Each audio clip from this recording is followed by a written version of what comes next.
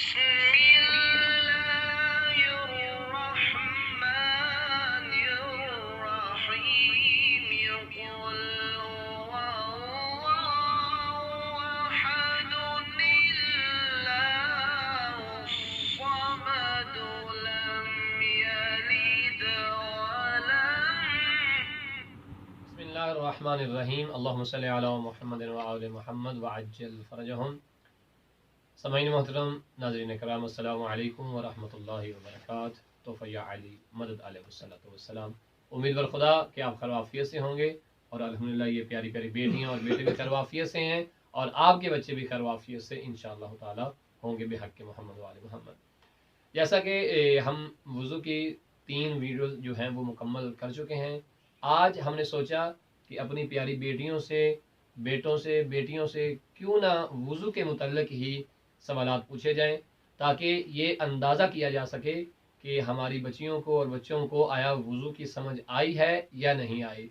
वो जो हमने फ़र्क किया था मुस्तहब का और वाजिब का, आया इन्हें पता चला या नहीं चला। और वैसे भी कोई चीज़ भी जब आप बच्चों को बताते हैं, समझाते हैं, याद करवाते हैं, तो अगर आप चाहते हैं कि आपके बच्चे के अंदर क़ुव्वत इत्मीनान, क़ुव्वत एतमाद जो है वो ज़्यादा से ज़्यादा हो, तो उसका एक बेहतरीन तरीका है और वो ये है कि अपने बच्चों से सबक ज़रूर सुनते रहें। बच्चा नालायक भी अगर हो, जब आप हर रोज़ उससे सबक सुनेंगे तो वो चूँकि मतवज्जा होगा कि मैंने सबक सुनाना है, तो ये हर रोज़ का सबक सुनाना उसकी काबिलियत में इजाफ़ा कर देगा। इसके बाद अगर आपका बच्चा लायक फ़ायक है माशाल्लाह से, लेकिन आप उसकी परवाह नहीं कर रहे, आप उसके ऊपर तवज्जो नहीं दे रहे, तो बहुत करीब है कि आपका बच्चा नालायक हो सकता है। लिहाजा अगर आप चाहते हैं कि बच्चे के अंदर खुद एतमादी ज़्यादा पैदा हो, आपके बच्चे के अंदर महारत, क़ुव्वत हाफ़िज़ा और एतमाद जो है वो बढ़े, तो आपको चाहिए कि अपने बच्चों से सबक ज़रूर सुने। जो उनसे शेयर किया है, कोई स्टोरी सुनाई है, कोई दुआ याद करवाई है, तो वक्तन फ़वक्तन वो दुआ, वो स्टोरी अपने बच्चों से ज़रूर सुनते रहिए। तो आइए हम अपने बच्चों से सवाल पूछते हैं ताकि पता चले कि वुज़ू के मुतल्लिक़ ये किस कदर मुतमईन हुए हैं और किस कदर इन्हें वुज़ू की बातें जो हमने की थी वो याद है।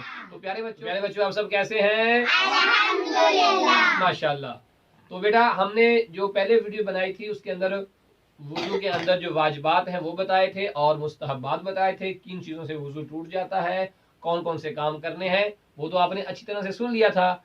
आज हम आपसे पूछेंगे कि वुज़ू के अंदर जो हमने वाजिबात बताए थे उनका आगाज़ कहाँ से होता है और इख्तिताम कहाँ पर होता है। तो चाचू नंबर वाइज पूछेंगे कि पहला वाजिब कौन सा है, दूसरा कौन सा है, तीसरा कौन सा है, चौथा कौन सा है और पांचवा कौन सा है। तो आप सब मिलके बताएंगे कि वो कौन कौन से हैं। तो आप लोग इंशाल्लाह तैयार हैं? यस। आप भी तैयार हैं? यस। शाबाश।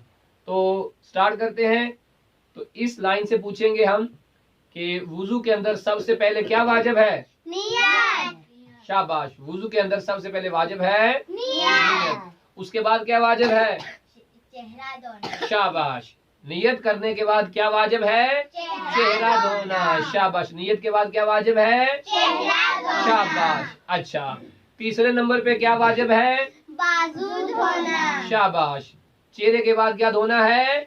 बाजू। बाजू का धोना वाजिब है। बाजुओं को धोना क्या है? वाजिब है। शाबाश। अभी तक तो आपने जवाब बिल्कुल दुरुस्त दिया है कि पहले नियत भी वाजिब है, नियत के बाद चेहरा है और चेहरे के बाद बाजुओं का धोना है। अच्छा, बाजू धोने के बाद क्या चीज वाजिब है? सर का मसा। कौन सी वाजिब है? सर का मसा। शाबाश।